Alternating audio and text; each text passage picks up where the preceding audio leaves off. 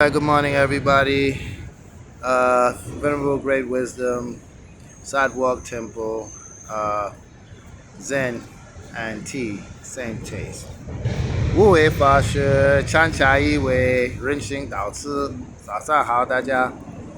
Okay, now, good morning, good morning. Woke up in a good mood today.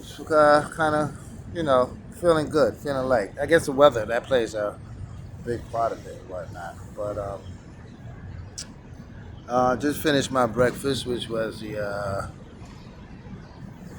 soup. I was going to talk about that, but we'll pass. But one of the things I want to talk about while I was sitting here and whatnot was procrastination. Remember, I keep telling you guys that I was going to, with the words and whatnot, write them down and whatnot. Well, I did, but I didn't because I'm going by the water today and whatnot. And I was going to pull out, the pen, the brush, so to speak, the calligraphy, and write it all. So we're gonna do that too, study that too. That's the whole point of this channel and whatnot. But I didn't do that, so I did write them down. And this is what I'm gonna tell you about procrastination. My thing was, okay, I keep telling you, I'm gonna write them down, but I haven't. So I figured sooner or later somebody's gonna call me on that. So I wrote it down. Now, procrastinate, not the way you think. Let me see if I can show you. Hold on. Can you guys see that? I hope you can. Those are the two words for the day because it turned out to be two, right? Show and ja. It's probably a little dark because I can't see this thing myself. I'm going to do it a little later by the river anyway, again. Okay, but show and ja. And let me get into the meaning of those two words. Show meant, what? Damn it. No, I didn't forget because I just looked it up.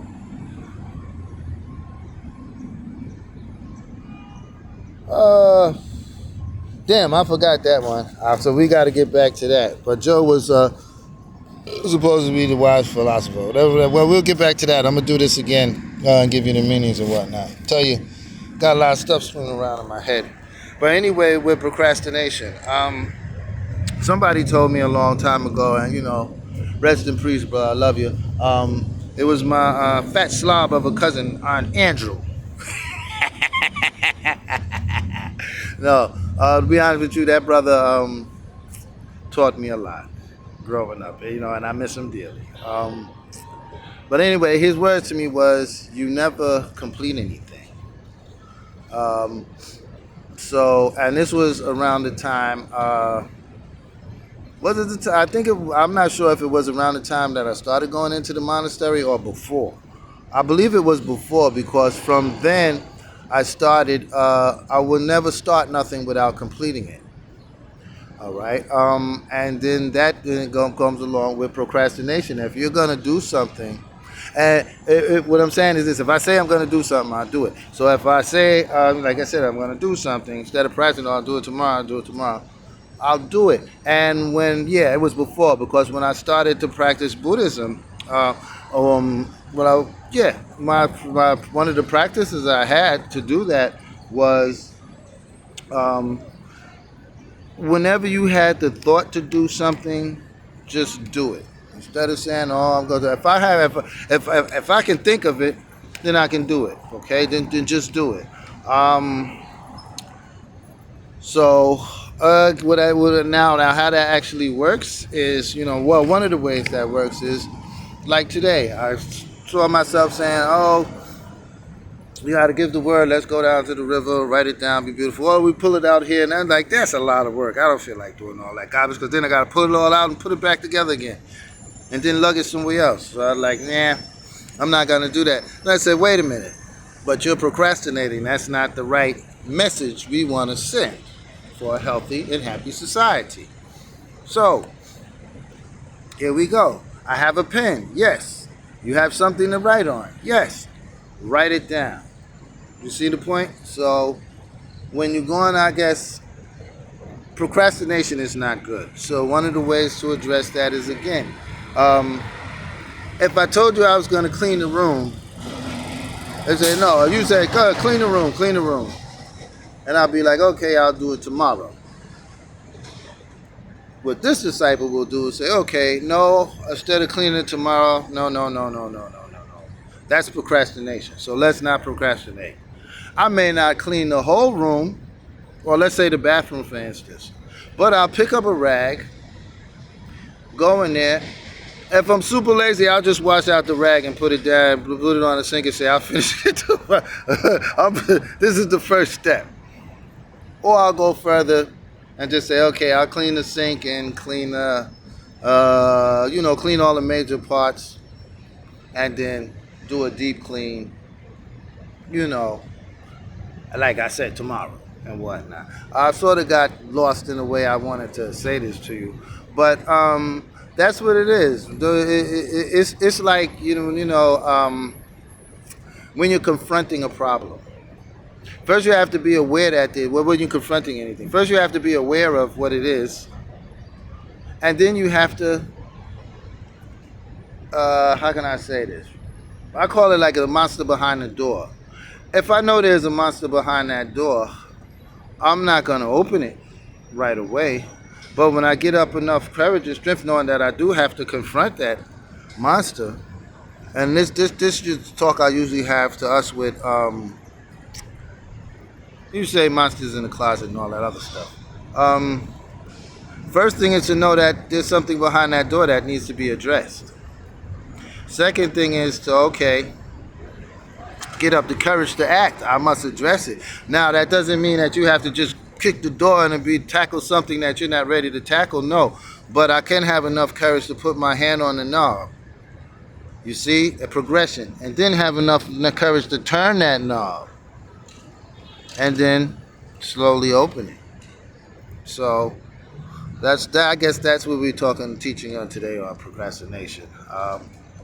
But other than that, it's a nice day. I'm gonna try to figure out how to upload the morning and evening talks or whatever, so to speak, and try to be a little more formatted. As you see, when I have an idea and whatnot, somebody told me that before I need to start writing things down and whatnot, or take what I'm doing, be professional. That's what I see. That's what I say. Be more professional. Haphazard. I was watching a clip on what was it? Ouch, YouTube and whatnot. Yeah, and it was explaining. There was one that was explaining about the show The Honeymooners and whatnot, and how Jackie Gleason. I like that show. Actually, my you can say my ex-wife got me into watching that show and whatnot. Well, anyway, what was it? Yeah, about how and I don't know how true it is. This is what they're just saying in this, this. Whatever you want to call it on YouTube, and how he didn't like to rehearse and whatnot. So just doing things off the cuff. And in so many ways, you can say that's this disciple, because I don't want to be scripted. But I do think I should be more professional and formatted and bringing information to you, especially in this vein. When I'm in person and when I'm in person, speaking to me is something different, because we can convey our thoughts and ideas directly to each other. But this, I believe, it should be a little more formatted, so I can specifically hit what target topic we're talking about and be clear and precise on it. As you can see, when I start speaking, I have a lot of things that pop in and out of my thoughts and whatnot. And that was one of the things I was speaking about having something to say and not the space to say it in. I don't know, I'm getting a little long-winded. But I guess with that, the flavor, that was the word to the day, for the day, show and Joe, meaning the wise man. That one, that character I'm familiar with. So, this show. And it meant something. I forgot what it meant. But we'll get back to that later. The flavor for today was, I still had half a mug of ginseng. And it's been driving me crazy, this concentrated ginseng. So, I had to do something with it. I'm over here by, I guess you could call it Courthouse Square, where all of the courthouses are. Yesterday, when I passed through here, they had the I guess they were protesting. The ICE protested. The young kids too, man. That's something. I found it refreshing and whatnot, and disturbing at the same time. Because even if these young brothers and sisters are, putting themselves and potentially in harm's way, but they feel, but they have ideals and what have you, for whatever reasons they're here that they want to, that they want to speak out against and whatnot.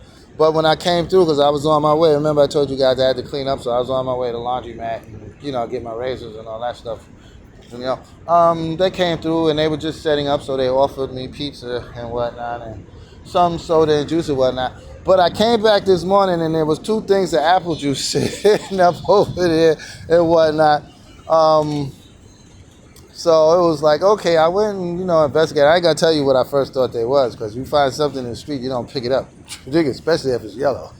So let's just get away from that. But anyway, it was two things of apple juice. I picked up, it was good too, because I mixed the apple juice with the ginseng. It tastes very good, very good. It's giving me good ideas to do things with this tea. So the word for the flavor for the day is apple ginseng. How you doing, guys? This is real news people looking at me. So anyway, I saw those two apple juices there. Now this is what I give them, what I take from it. Again, remember Custer's Last Stand? I was wondering, because like I said, they was out here to protest. If that was like Custer's Last Stand, and those was the remnants of a massacre. And I drank some historically important artifacts because they got themselves in trouble. I'm making it's kind of, when it was in my head, it was funny. Now it's kind of corny.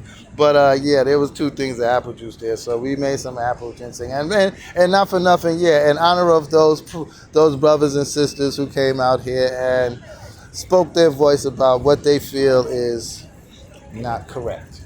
So let's give a big wish them well and hands up to those guys, brothers and sisters. And with that, this disciple bids you guys a good day and drink tea.